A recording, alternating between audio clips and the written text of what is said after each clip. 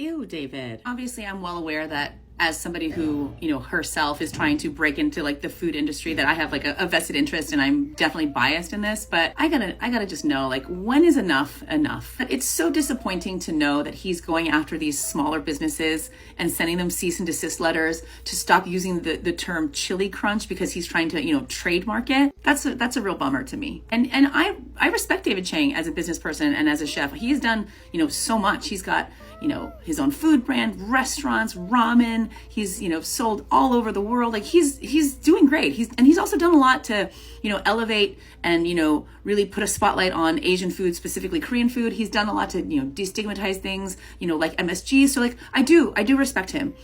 Mind you, he does, have his faults, but it's, most people's opinion that the reason he's sending them cease and desist letters and stopping them from using chili crunch is so that he can, trademark it for himself. Because in order to achieve a trademark, you have to show and prove that, your product is really unique to its industry, and anything else that's called, that same product will be, mistaken, for yours. So his concern is that the phrase chili crunch in this bottle could be mistaken for this chili crunch, or could be mistaken for this chili crunch. And honestly, I don't even understand how that works. Like, how can something like chili crunch, which to me is just descriptive, be trademarked?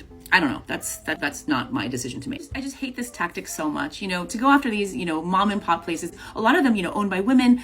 He knows that they know who he is, and they know that he has millions of dollars and millions more at his fingertips, through his investors, and that he's got, I'm sure the best lawyers around. And to try to go up against him would be almost impossible. And he knows these businesses don't have the time and money, to go up against somebody who's got a fucking empire. And so they have to acquiesce to what he says. And to me, that is bullying. That's exactly what bullying is. So I don't know, I guess I find it just hypocritical how somebody who has so actively and vocally tried so hard to, lift their community up could then just turn around and do whatever they had to do to push other members, of the community, back down. But unfortunately, when money's on the line, people will do what people will do.